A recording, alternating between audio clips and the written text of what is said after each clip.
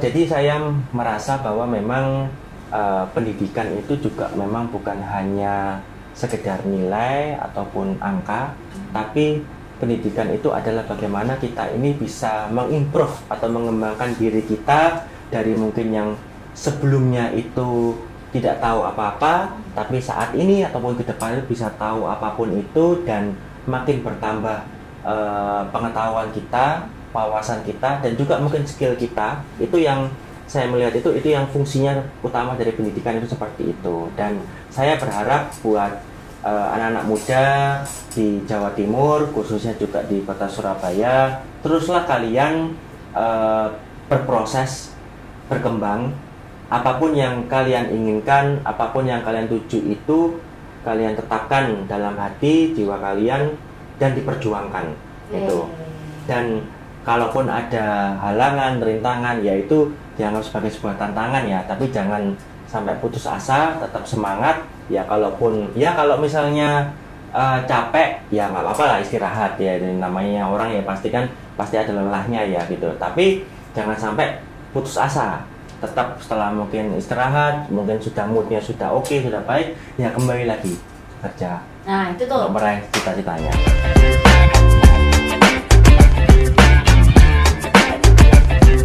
Assalamualaikum warahmatullahi wabarakatuh. Ketemu lagi Empower di podcast Suara Rakyat bersama saya dengan Yuri Sabrina. Dan di episode kali ini lagi-lagi ketemu sama Mas Wale tadi. Oh jangan bosan ya ketemu sama saya.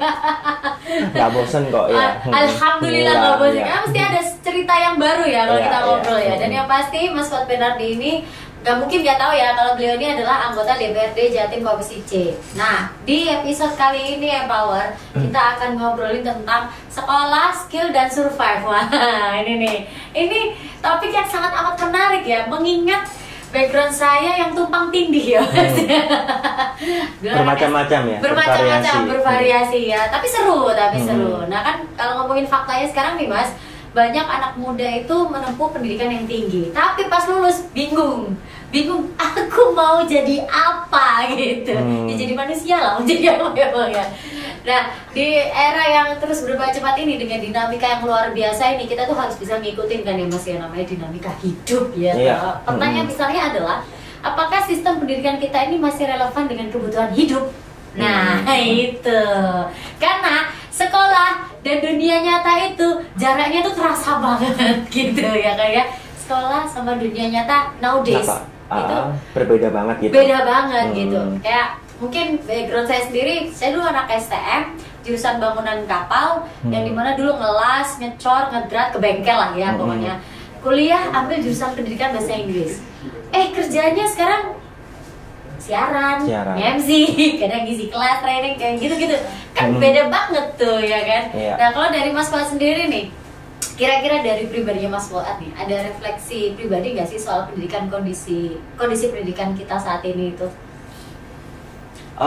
Ya sebenarnya sih kalau dari saya pribadi terkait pendidikan, memang sekarang itu harapannya itu memang pendidikan di dunia sekolah dengan nantinya itu pada saat di dunia nyata atau dalam dunia kerja itu memang harusnya sekarang itu harus mulai lebih kayak direfleksikan, harus nyambung lah. Karena seperti kan katanya Kak Yurus kan ini, jadi kok antara pendidikan di sekolah sama dunia kerja itu kok berbeda banget gitu loh, nggak jauh banget itu. Bahkan ada juga mungkin yang dia itu sebetulnya ambil pendidikannya, kuliahnya itu, dan ketika lulus bekerjanya pun itu juga yang nggak jauh-jauh dengan bidangnya, tapi kok ternyata ada banyak perbedaan juga gitu. Nah ini makanya memang ini jadi PR di pemerintah agar bagaimana bisa menyinkronkan antara kebutuhan di dunia kerja seperti apa, dan itu nanti akan direfleksikan dengan pendidikan yang cocok dengan itu. Karena kenapa? Karena memang kadang itu problemnya itu banyak anak muda itu dia sudah menempuh pendidikan sampai lulus, bahkan mungkin sampai S1, bahkan juga lanjut juga ke S2 itu, bahkan mungkin sampai ambil sekalian dokter juga, karena kan sekarang banyak juga yang sudah gelarnya dokter masih muda itu juga banyak itu. Tapi ketika pada saat berkecimpung di dunia kerja atau usaha atau apapun itu kadang itu masih bingung gitu loh. Jadi ilmu yang didapatkan selama ini kok kayak agak berbeda-beda itu. Makanya memang ya ini harus menjadi PR di pemerintah agar bagaimana bisa menyinkronkan hal ini antara dunia kerja dengan pendidikan itu harus nyambung. Jangan sampai berbeda. Dan ini juga kemarin juga di teman-teman DPRD ada juga yang menyoroti adalah bagaimana angka pengangguran terutama yang anak muda yang SMK, lulusan SMK ini memang kalau secara data itu ada penurunan, tapi kan tetap masih ada ini. Nah ini kan memang menjadi masih PR, padahal harusnya ini lulusan SMK ini mereka lulusan yang siap kerja. Betul. Karena kan mereka sudah tidak hanya teori saja tapi juga praktek itu, tapi kenyataannya juga masih banyak yang menganggur gitu. Bahkan ada juga itu ketika perusahaan membuka lamaran pekerjaan mereka tidak bisa menemukan spek atau yang sesuai yang dicari. Karena kenapa? Karena di pendidikan Indonesia belum mengajarkan hal itu. Makanya itu kan harusnya dirembuk bersama antara mungkin Kemendikmen, kemudian juga Kementerian Perindustrian, kemudian juga Kementerian Perdagangan juga, itu harus merembuk bareng. Kira-kira itu dunia kerja ke depan itu akan seperti apa sih? Betul. Betul, aku gitu. setuju sih itu. Nah, aku sendiri ngerasain sebagai anak SMK, lulusan SMK, kalau misalkan apalagi bangunan kapal itu susah banget kan untuk cari pekerjaan di sini. Kalau nggak ada sorry nih orang dalam nih gitu. Jadi itu yang dulu tahun 2008 tua banget ya Allah. 2008 lulus SMK itu kayak mau ngelanjutin kuliah waktu itu belum ada dana, tapi mau ngelanjutin kerja sesuai dengan bidang yang saya pilih waktu itu juga nggak susah, nggak gampang. Jadi challenge-nya di situ memang kan. Benar sih, aku setuju sama Mas Wade, harus berembuk ya, cari visi kedepannya gimana gitu. Iya, jadi memang harus saling menyesuaikan gitu antara kebutuhan dunia kerja. Dan itu nanti harus disiapkan angkatan-angkatan untuk yang bisa mengisi dunia kerja itu lah pendidikan yang sesuai dengan kebutuhan itu. Oke, setuju. Nah, itu tadi lo SMK. Kalau sarjana nih, banyak banget cerita anak muda lulusan sarjana itu sulit cari kerja. Menurut Mas Fuad sendiri, kira-kira akar permasalahan itu apa sih, Mas? Ya, sebenarnya sih kalau dibilang sulit cari kerja itu ya itu ini ya tentatif ya, atau maksudnya itu masih bukan menjadi hal yang benar-benar jadi concern, karena terkadang itu ketika yang lulusan sarjana ketika mereka itu melamar pekerjaan terkadang itu apa ya nggak melihat stok yang tersedia pekerjaannya itu apa, tapi kadang masih milih-milih gitu. Jadi misalnya ketika dibuka lamaran kerjaan itu, masa saya cuma jadi admin, atau mungkin hanya mau jadi kok ini tadi hanya buka untuk bagian kasir atau bagian apa gitu. Kan kadang merasa aku nggak cocok ya sama gelar saya, misalnya S1 apapun itu, sehingga akhirnya nggak make sense atau mungkin nggak cocok lah begitu. Dan juga kadang ini juga yang ini realitas ya. Jadi kebetulan menarik yang kita udah alamin, karena memang tadi kan saya juga memang selain di DPRD sebelumnya juga pengusaha. Ketika kami membuka lowongan pekerjaan, karena memang usaha-usaha saya kebanyakan memang ya harus yang berhubungan dengan anak-anak muda ya, Gen Z, ya Gen Alpha juga paling enggak itu. Ketika kita membuka lamaran pekerjaan itu banyak memang akhirnya yang mendaftar, nanya-nanya juga di WA gitu. Nah lucunya itu kemarin itu kita habis mau buka lowongan pekerjaan buat toko, kebetulan yang nanti mau ngelola istri saya, toko kosmetik itu. Nah itu para pelamar pekerjaan itu mereka, jadi kalau kita kan secara logika paling enggak kalau memang ada lowongan pekerjaan itu ya kita hal yang pertama ya paling enggak nanya lamarannya dikirim kemana. Kalau memang nanti bisa online atau lewat WA ya dikirim kita WA CV kita atau dengan nomor telepon kita supaya bisa dihubungi gitu. Tapi yang terjadi malah kebanyakan ini ya memang saya nggak ngomong semua ya teman-teman Gen Z ataupun Gen Alpha itu mereka bertanya-tanya dulu. Jadi nanya itu tokonya di mana, terus kemudian analisa dulu. iya dianalisa, bahkan nanti dia ngitung gitu, misalnya kalau ternyata jauh sama rumahnya, oh iya nggak jadi gitu. Iya, itu nyataan itu. Kemarin itu ada yang nanya di WhatsApp, itu di WhatsAppnya yang untuk penerimaan lowongan pekerjaan itu, jadi dia tuh nanya bahkan sampai pengen tahu detail tokonya di mana, itu sampai harus dijelaskan alamat detailnya. Jadi misalnya dijawab sama admin saya itu, misalnya tokonya di mana, di Rungkut gitu. Ditanya lagi Rungkut itu rumput mana gitu. Pandugonya tanya lagi kemana gitu, gitu. Terus begitu sudah tahu lokasinya di mana, terus dia langsung jawab itu, oh rumah saya di Benowo, kayaknya jauh, ya udah nggak jadi deh gitu. Oke. Ternyata nggak cuma ternyata nggak cuma di TikTok aja kita temui ya, banyak sekali di TikTok gitu itu kan, ya? interview by Zoom ya. Itu ada yang nanya, nanti kira-kira saya dapat laptop nggak, laptopnya nanti Mac nggak gitu. Jadi saya biasa pakai Mac kayak gitu-gitu. Iya. Gajinya jadi gitu, ternyata benar itu ya. Benar, itu belum ngomong masalah salary ya. Wow.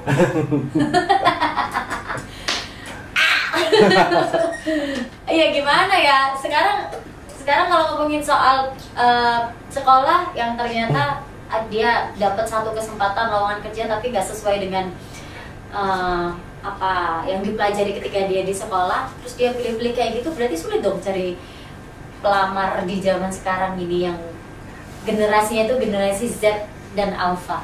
Ya akhirnya memang kadang itu kan, kalau kita berbicara anak-anak muda ya memang kalau itu emang seringnya ya kayak kita ngomong terjadi di kota-kota besar ya kebanyakannya begitu. Tapi kalau misalnya kita ambil mungkin anak-anak muda yang di daerah apa mereka kadang itu nggak ini ya, nggak rewel sih, nggak sedetail itu, dan itu memang ya gimana ya, memang ya kalau satu sisi itu mungkin akhirnya ketika nggak dapat pekerjaan menyalahkan pemerintah, padahal sebenarnya itu ya lapangan pekerjaan itu ada, tinggal kalian mau atau tidak gitu. Dan memang kita jangan berharap, jangan berekspek ketika kita melamar pekerjaan itu sesuai dengan keinginan kita. Karena kalau misalnya pengen sesuai dengan keinginan kita, ya sudah buka usaha aja sendiri. Ya, jadi empower terutama Gen Z dan Gen Alpha yang bisa disebut sama Suat ya. Kalau kalian mau cari kerja di kota Surabaya ya, misalkan gak sesuai dengan kalian ya udah diterima dulu aja. Ini saran dari Yuris, mungkin juga Mas Suat ya. Karena kalau enggak nanti saingannya akhirnya dari daerah di luar Surabaya ya Mas ya. Itu yang nantinya akan mungkin lebih diprioritaskan sama para pengusaha yang ada di Surabaya untuk mencari karyawan gitu nggak sih? Iya, karena misalnya anak-anak muda yang misalnya di Surabaya itu dia nggak mau mendaftar atau nggak minat, ya akhirnya kan yang nggak mau kan perusahaan ini kan harus jalan. Betul. Karena dia mungkin ya nyari dari sekitar Surabaya. Di kan? Sekitaran Surabaya, nggak di Surabaya karena Surabaya terlalu susah, challenging sih. Iya, dan itu memang saya juga sudah ada pengalaman juga pada saat jadi ketua Karang Taruna. Jadi waktu itu sebelum pandemi, Disnaker Surabaya itu sempat bikin yang namanya kayak job fair. Jadi pada saat itu dia membuka perusahaan-perusahaan yang memang baru membuat usaha ataupun yang baru ataupun yang sudah tapi membuat cabang yang lain untuk di Surabaya. Itu dia buka lowongan pekerjaan ya, dan mana pastinya lowongan pekerjaan ini pastinya gajinya minimal UMR ya. Karena kan kalau udah masuk di Snaker pasti dia ada sanksi ketat lah perusahaannya itu. Nah, terus kemudian akhirnya berbondonglah banyak anak-anak muda itu yang mendaftar, dan kebetulan memang beberapa itu juga ada anak Karang Taruna di Surabaya gitu. Terus kemudian ya akhirnya mereka tahu kalau pas itu saya juga ikut datang, terus akhirnya ya ngumpul-ngumpul terus ngomong lah, nitip gitu, barangkali Mas itu mungkin kalau misalnya kami ini bisa direkomendasikan yang sesuai dengan yang mereka daftarkan sendiri itu dan merasa cocoknya di sana itu supaya bisa dibantu supaya masuk gitu ya. Akhirnya pada saat itu ya kita coba komunikasi ke sekretaris dinas pada saat itu untuk supaya ya dibantulah anak-anak ini supaya nanti ketika mendaftar yang mereka daftarkan sendiri sesuai dengan minatnya mereka itu bisa diterima gitu.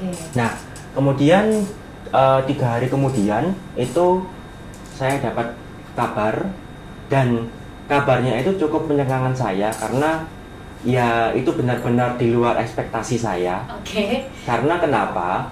Karena misal saya lupa jumlahnya berapa, tapi saya ngomong persentase aja ya. Iya. Jadi dari total semua pendaftar pelamar yang kita coba bantu supaya mereka mau bisa diterima di perusahaan-perusahaan yang mereka daftarkan sendiri, itu ya. Yang mau menerima pekerjaan yang mereka daftarkan sendiri itu hanya 42%. 60. Jadi 58 mayoritasnya itu menolak, gitu. Padahal mereka itu daftar sendiri sesuai dengan keinginannya mereka dan ternyata kayaknya memang nggak cocoknya pada saat interview. Gitu. Ya alasannya macam-macam. Akhirnya waktu itu saya nanya, loh alasannya apa emang ya Pak? Gitu. Ya ini Mas, yang ngomongnya sambil minta maaf juga, itu kan nggak enak itu. Ya ada yang ngomongnya itu karena ternyata yang ekspektasinya apa, pekerjaannya apa, begitu pada saat interview kok nggak sesuai ekspektasi, akhirnya nggak jadi gitu. Ada juga yang ternyata kerjaannya nggak cuma hanya di Surabaya, tapi juga harus ada kadang survei ke Gresik atau ke Sidoarjo, keluar kota, sehingga nggak mau gitu. Itu juga ya apa ya, yang ya kebanyakan pastinya itu nggak, apa yang mereka ekspektasi itu nggak sesuai dengan realita, akhirnya nggak jadi gitu. Oke, makin menarik di segmen pertama ya, Power ini ternyata ngobrolnya makin menceritakan yang terjadi di realitanya kita ya Mas. Iya. Nanti kita akan kembali di segmen kedua, jangan kemana-mana, masih di podcast Suara Rakyat.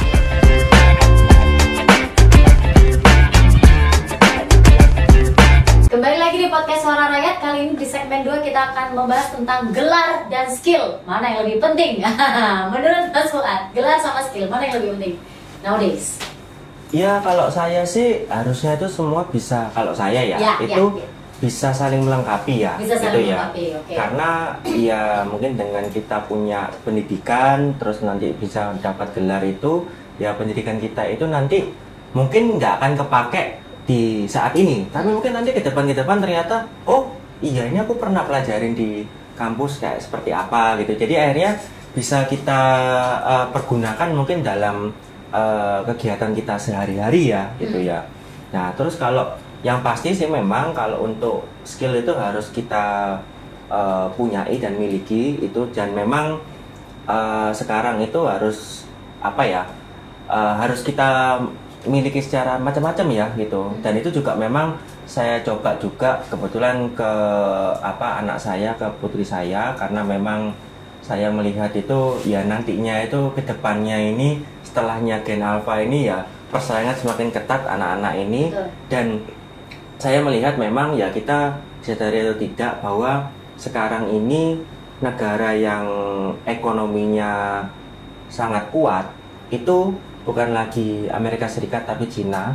Karena memang di sana itu sektor manufakturnya, UMKM-nya bahkan sudah berkembang menjadi kelas menengah, itu semua berkembang dengan pesat gitu.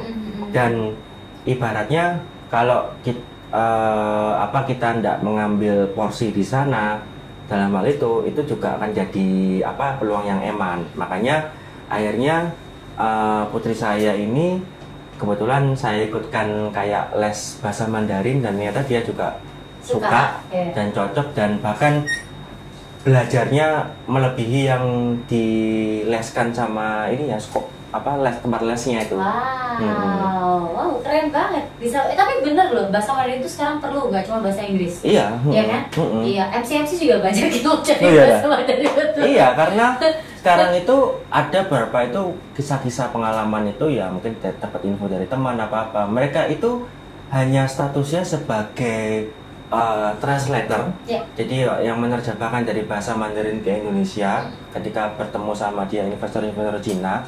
Kemudian nggak lama terus akhirnya dia bisa melejit cepat, karena kenapa? Karena sudah dipercaya sama investor Cinanya itu, dia diminta mengelola usaha yang di Indonesia, dan itu usahanya bukan nilai yang ratusan juta tapi sampai miliaran, puluhan miliar. Wow. Jadi awalnya hanya dari translator aja. Iya, jadi translator. Makanya tadi Mas Fuad sempat kepikiran gak sih ya, nanti anakku kira-kira kedepannya akan jadi seperti translator yang tadi Mas Fuad ceritakan, kira-kira ada kepikiran kayak gitu nggak sih, atau yaudah ikut aja dulu, ngalir aja dulu gitu, ikut pelatihan sama kursus ini gitu? Ya kalau paling enggak itu kan kita sih pengen bekali kebetulan ke anak itu dia paling tidak ya bahasa itu nggak cuma mungkin bahasa Indonesia dengan bahasa Inggrisnya, tapi juga ada bahasa Mandarin yang memang ya nantinya ke depan ini ya Cina ini bakal menjadi negara ini ya super power itu. Nah kalau misalnya anak kita juga sudah kita bekali itu kan paling enggak dia itu dalam itu bisa jadi pegangannya lah, bisa jadi skillnya dia ya, entah apapun itu nanti ke depan mungkin bagian yang nanti jadi translator itu, atau mungkin nanti juga akan bagian mungkin menego ke apa bos-bos yang di Cina kalau memang dia punya produk yang belum ada di Indonesia kita bisa pasarkan ya bonus ya. Ada yang tahu. Berarti kalau menurut Mas Fuad sendiri perlu banget untuk pendidikan formal kayak kursus atau pelatihan itu tadi dikembangkan? Pastinya ya perlu ya, karena kan pendidikan itu kan macam-macam ya. Jadi pendidikan itu kita tidak hanya pendidikan yang mungkin di dalam sekolah saja, tapi yang mungkin konsep yang kayak homeschooling atau tempat les atau apapun itu selama kita ini menambah wawasan, menambah keilmuan kita, menambah pengetahuan, yaitu disebut disebut pendidikan. Misalnya pun itu kita dapat pendidikannya ketika pada saat nongkrong gini ngobrol dengan teman, terus dapat ilmu atau insight baru terkait suatu wawasan apa itu kan kalau saya ngomong itu disebut pendidikan karena kan itu menambah wawasan kita, menambah keilmuan kita gitunya. Betul. Aku setuju sih itu sih.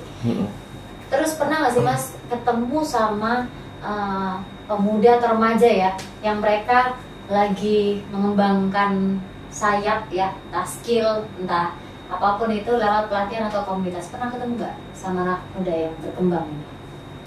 Ada sih pernah itunya.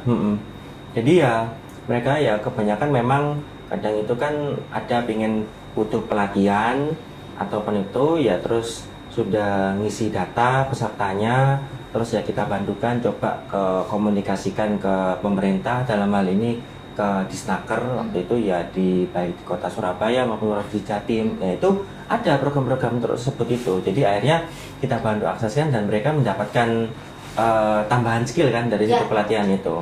Banyak ya? Iya, jadi sebenarnya kalau saya melihat itu perannya pemerintah itu banyak, tinggal masyarakat terutama anak-anak muda ini mereka mau ngambil peluang itu atau tidak gitu. Oke, jadi sebenarnya peran DPRD sendiri dalam mendorong pelatihan dan keterampilan kerja itu sudah sangat amat bagus ya.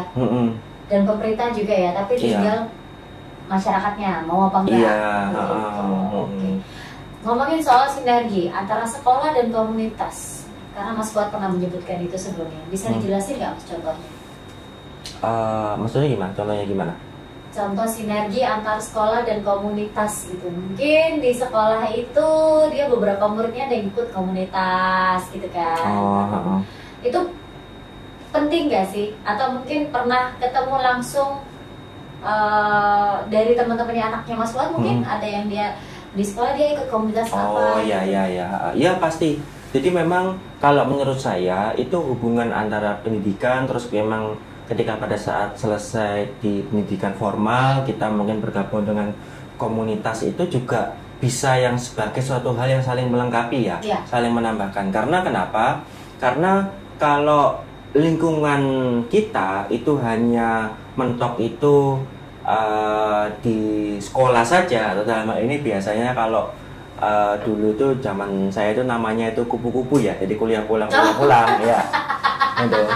Kupu-kupu nggak pakai malam. Jadi nggak apa namanya, dia nggak ada kegiatan aktif, yang lain itu. Maka ya akhirnya pola pikir ataupun pemikirannya itu ya hanya sebatas tentang di pendidikan yang dia tekuni saja gitu. Tapi kalau misalnya nanti itu juga bergabung mungkin dengan organisasi atau dengan komunitas, maka nanti itu akan menambah wawasannya, menambah pengetahuan, sehingga nanti itu kan akan kita bisa comparekan atau mungkin kita akan bisa cek ini kebenarannya apa enggak gitu. Misalnya kita pendidikannya mengenai hal mungkin tentang sipil ataupun arsitek, kemudian kita juga bergabung dengan komunitas yang mungkin komunitas teman-teman yang bahkan mungkin senior-senior yang sudah menjadi kontraktor atau mungkin sudah menjadi arsitektur terkenal. Nah itu kan kita akan berdiskusi banyak hal kan tentang hal-hal yang sudah terjadi di dalam dunia kerja,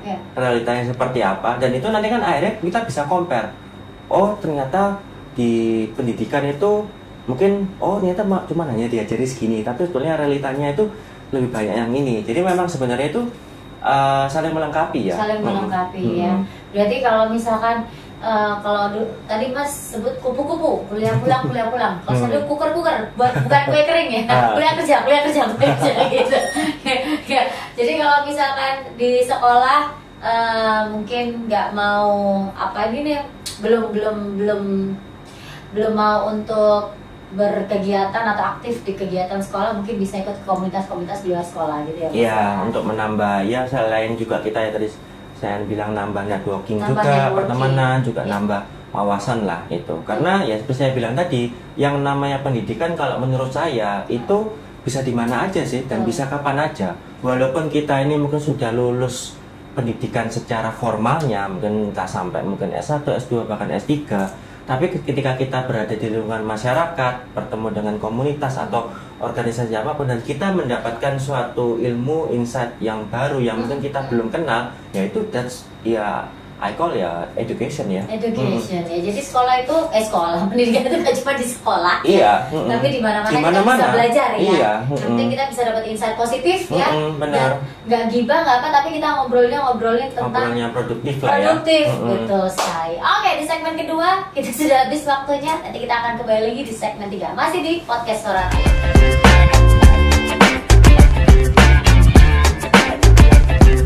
Kembali lagi di podcast Suara Rakyat, kali ini di segmen ketiga. Nah, di segmen kali ini saya akan membahas tentang bagaimana caranya membangun pendidikan yang bikin anak muda survive. Nah, kebetulan karena kita masih sama Mas Fuad di sini ya, salah satu anggota dewan yang muda juga ya di Komisi C ya, betul ya Mas ya? Nah, bisa relate lah ya hubungannya. Kira-kira Mas, langkah konkret DPRD atau Pemda agar pendidikan lebih praktis dan relevan apa? Ada nggak? Ya sebenarnya saya pastinya karena memang kalau untuk kebijakan secara makro itu kan terkait pendidikan itu memang adanya di Kemendikmen, Kementerian Pendidikan Dasar dan Menengah. Mereka yang membuat regulasi secara makronya ininya. Nah, tapi memang nanti ketika pada saat turun di provinsi maupun kota kabupaten ya kami sih hanya sebagai menjalankan teknis maupun ada pengembangan tapi tetap harus sesuai dengan aturan dari kementerian. Jadi memang nggak bisa membuat kebijakan ataupun arah pendidikannya itu kayak berbeda sendiri tiap wilayah, nggak bisa. Jadi tetap harus semua berada dalam satu itunya di kementerian, di pemerintah pusat itunya. Nah memang yang pernah juga saya beberapa kali sampaikan juga kita dorong, memang saya berharap juga memang dari Kementerian Pendidikan Dasar dan Menengah ini, Kemendikmen itu harus memang ke depan ini berkolaborasi, bersinergi tadi dengan kayak Kementerian Perindustrian, Kementerian Perdagangan, mungkin juga dengan Kementerian Pertanian, itu sambil memikirkan kira-kira itu ke depan itu dunia kerja ataupun kebutuhan untuk tenaga kerja itu yang akan di Indonesia ataupun mungkin di seluruh dunia itu seperti apa gitu. Karena kenapa? Karena sekarang ini sebenarnya kalau seperti yang digaungkan oleh pemerintah itu adalah bonus demografi, di mana memang kita mempunyai stok anak-anak muda yang banyak. Ini bisa menjadi plus dan minus gitu ya. Plusnya kenapa? Karena memang kita itu mempunyai stok anak-anak muda yang sangat berlebih dibandingkan juga dengan negara-negara lain, bahkan negara-negara seperti di Eropa, mereka itu mau mengembangkan anak mudanya itu hampir nggak ada. Jadi kebanyakan di sana itu orang-orang tua usia 60-70 itu masih kerja gitu. Nah akhirnya mereka kurang tenaga muda. Nah ini kan akhirnya kemarin mungkin sempat kan lihat ada berita kayak viral ataupun itu sampai beberapa negara Eropa dia membuka lowongan pekerjaan mencari anak-anak muda, itu kan juga ditawarkan ke negara Indonesia. Karena yang punya anak-anak muda yang siap secara mungkin skill dan tenaga itu kan ya kita kan itu. Nah, ini kan mungkin bisa menjadi nilai plus juga. Nah, ini memang harus diramu oleh pemerintah pusat, dicari kira-kira termasuk negara-negara lain itu butuhnya tuh apa. Nah, itu yang memang harus kita kembangkan dalam pendidikan kita. Betul. Karena nanti kalau kita sudah nyambung linear, ya saya yakin harusnya itu angka pengangguran di Indonesia, bahkan mungkin nanti juga kita bisa kerjakan juga anak-anak muda kita di luar negeri itu bisa berkurang. Betul gitu. Jadi kita sebagai supplier untuk tenaga kerja gitu. Ya, tapi tenaga kerjanya bukan tenaga kerja yang kasar, betul, tapi kan yang punya skill yang kan. punya skill yang ada profesinya ya Mas ya. Yang udah ada profesinya, karena memang di negara-negara paling gampang mungkin kayak negara Asia Timur lah, kayak Jepang saja. Mereka ini sekarang sudah mulai kekurangan anak-anak muda karena kan mereka di sana budaya kerja, sehingga orang-orangnya itu, masyarakatnya itu malas untuk menikah, apalagi punya anak, ya kan, karena kan udah kebiasaan kerja apa-apa, sehingga akhirnya anak-anak mudanya itu jumlahnya sangat sedikit, sementara regenerasinya itu sedikit, nggak berkembang, sehingga akhirnya mereka banyak sekali pekerjaan-pekerjaan itu yang membutuhkan tenaga muda tapi nggak punya stok kan. Nah, itu kan bisa jadi potensi negara kita yang memang kita ada bonus demografi ini kan. Jadi mereka bisa juga memang kalau misalnya mungkin nggak cocok bekerja di Indonesia juga bisa bekerja di luar negeri juga. Itu keren banget, visioner itu namanya. Ya, terus ngomongin soal peran orang tua. Nah, kita kembali lagi di obrolan kita segmen kedua itu kan tadi Mas Fuad juga ngomongin tentang peran orang tua ya Mas ya. Salah satunya Mas Fuad sendiri, karena Mas Fuad kan mengikutkan anaknya untuk kursus bahasa Mandarin ya. Peran orang tua agar bisa selaras dengan sistem pendidikan masa kini, bagaimana menurut Mas Fuad? Yang pasti sih ya kita sebagai yang para orang tua pun di depan ini ya harus juga mengikuti tantangan zaman dan juga perkembangan zaman itu seperti apa. Karena kenapa? Menjadi orang tua di tahun-tahun dulu, mungkin zaman tahun Orde Baru, mungkin dengan saat ini pastinya berbeda kan? Itu tantangannya memang lebih kompleks, lebih lebih ribet lah itu ya, dan banyak hal yang memang harus juga para orang tua juga ikut belajar. Makanya memang pastinya para orang tua yang memang ingin putra-putrinya mendapatkan pendidikan yang bagus apapun itu juga harus melihat kira-kira ke depan ini tantangan atau peluangnya seperti apa. Nah, itu jadi kita sebagai orang tua itu bisa mengarahkan putra-putri kita itu kira-kira mereka itu cocoknya di mana yang memang sesuai dengan bidang minatnya itu. Jadi kita kan sebagai orang tua itu paling tidak itu kita harus tahu potensi anak kita itu di mana, yaitu yang harus kita kembangkan. Gitu. Jadi orang tua juga harus ngerti ya. Iya, paling nggak harus tahu potensi di mana. Gitu kan ya. Karena kan pastinya namanya anak ataupun ya manusia itu kan pasti kan dia kan tidak mungkin bisa unggul semuanya. Betul. Dia harus ada beberapa hal itu yang bisa unggul dan itu harus sebagai orang tua kita juga harus tahu, harus jeli itu ya harus kita kembangkan itu. Betul. Mendukungnya dari situ ya. Iya, mendukungnya di situ. Dikasih, difasilitasi. Iya. Apa yang mau dikembangkan tadi potensi-potensi tadi ya. Nah, kalau ngomongin soal guru nih, guru di era digital ini, kira-kira Mas Fuad punya harapan nggak sih untuk guru-guru di era digital ini, apa harapannya? Ya, yang namanya ini pendidikan, di mana guru ini adalah tenaga pendidikan dan juga termasuk pahlawan tanpa tanda jasa ya, ini ya. Pastinya ya dengan tantangan perkembangan teknologi, perkembangan zamannya saat ini ya, para guru di semua tingkatan ya, baik mungkin SD, SMP, SMA, bahkan mungkin di perguruan tinggi itu ya semua harus ngikutin tantangan ini, harus ngikutin zaman juga, dalam artian kalau mungkin secara keilmuannya itu masih dengan model-model lama, sementara teknologi yang digunakan itu sudah yang teknologi yang baru, ya mau nggak mau ya pasti guru harus ngikutin, juga harus mengikuti pembelajaran gitu. Saya pernah punya pengalaman lucu sih dulu waktu saya kuliah sekolah SMA. Jadi kebetulan waktu itu sekolah saya itu ada yang sekolah reguler, ada yang sekolah bukan ini, kayak semacam sekolah yang berbahasa Inggris gitu loh. Jadi kelasnya itu ada dia yang kelas apa sebutannya teman-teman? Waduh. Jadi dia ngajarnya pakai bahasa Inggris, tapi ya iya. tetap kuliahnya, sekolahnya sama seperti Sama. kayak pada umumnya reguler Iya, gitu, cuman iya. pakai bahasa Inggris Iya, gitu. iya. Nah, kebetulan ada salah satu guru itu dia diperbantukan ngajar di sana di sekolah di kelas yang Inggris itu.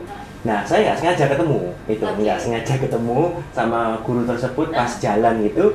Terus ya habis itu tiba-tiba itu guru tersebut itu langsung tanya ke saya gitu kan, gitu tanya ke saya, Mas, bahasa Inggrisnya buka buku itu apa?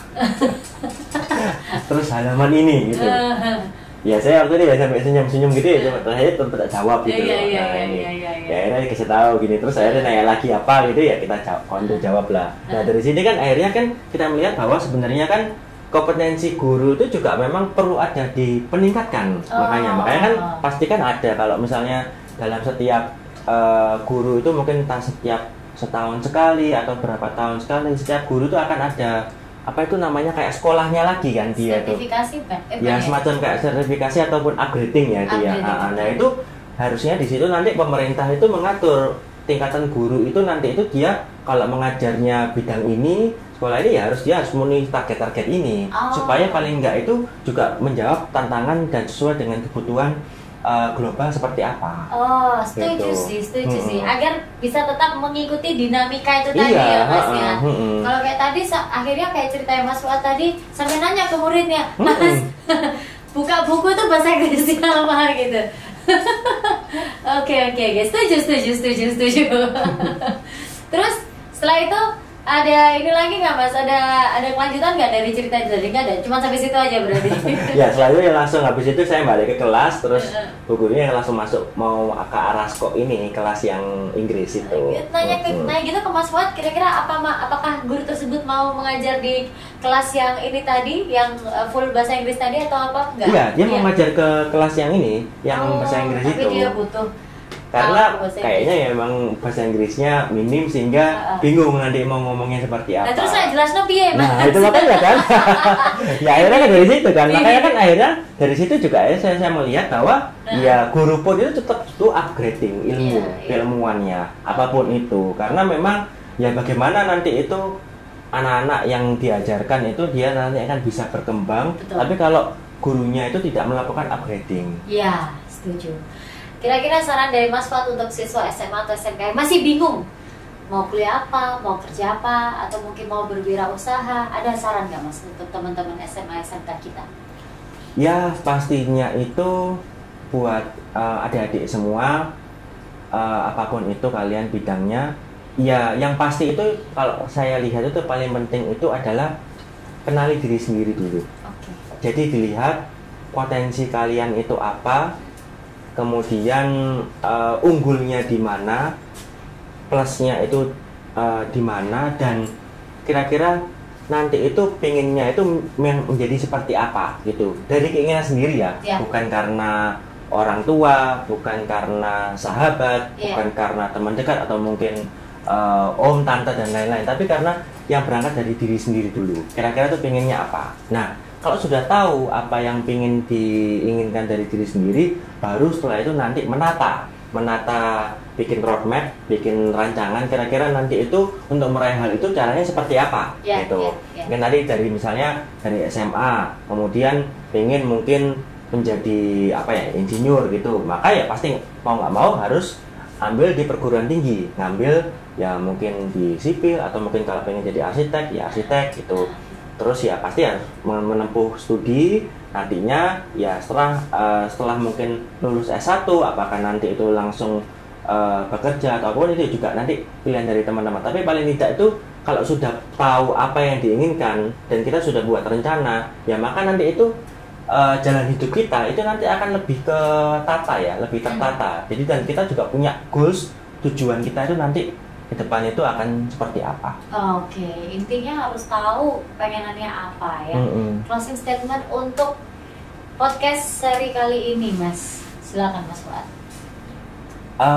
Jadi saya merasa bahwa memang pendidikan itu juga memang bukan hanya sekedar nilai ataupun angka, tapi pendidikan itu adalah bagaimana kita ini bisa mengimprove atau mengembangkan diri kita dari mungkin yang sebelumnya itu tidak tahu apa-apa, tapi saat ini ataupun ke depan bisa tahu apapun itu, dan makin bertambah pengetahuan kita, wawasan kita, dan juga mungkin skill kita. Itu yang saya melihat itu yang fungsinya utama dari pendidikan itu seperti itu. Dan saya berharap buat anak-anak muda di Jawa Timur, khususnya juga di kota Surabaya, teruslah kalian berproses, berkembang.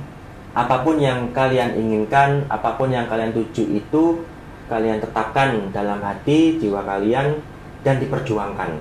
Itu.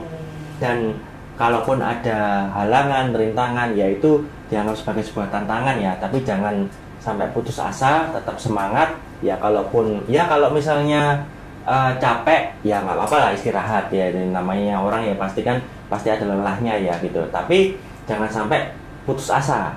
Tetap setelah mungkin istirahat, mungkin sudah moodnya sudah oke, sudah baik, ya kembali lagi kerja. Nah itu tuh untuk meraih cita-citanya. Anak muda dengerin ya yang dibilang Mas Fuad ya. Boleh mengembangkan skill, potensi ya Mas ya. Ya. Jangan lupa juga punya goals, tujuan, bikin roadmap itu tadi ya Mas ya, biar tahu langkah-langkah kedepannya gimana.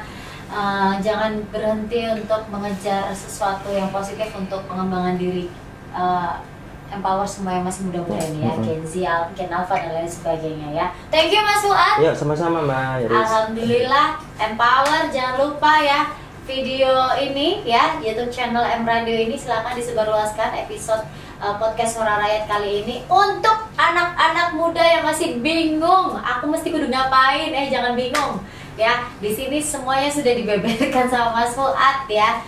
Nanti kalau misalkan butuh lagi pencerahan-pencerahan, mungkin nanti bisa follow Instagramnya Mas Fuad ya. Boleh, ya. Boleh nanti tanya-tanya boleh lah ya, gitu. Mas, aku udah gimana? Mas, aku minta tolong dibantu nanti gini. Tolong dibantu biar diterima kerja di tempat ini. Ternyata yang yang dari sekian persen yang mau hanya 42% ya. Yang 58 nggak tahu kemana. Ya menolak. Menolak ya. Ya wes. Empower, terima kasih. Sampai ketemu lagi di podcast Suara Rakyat selanjutnya. Saya Yuri Sabrina pamit dan Mas Fuad Benardi pamit. Wassalamualaikum warahmatullahi wabarakatuh. Waalaikumsalam warahmatullahi wabarakatuh.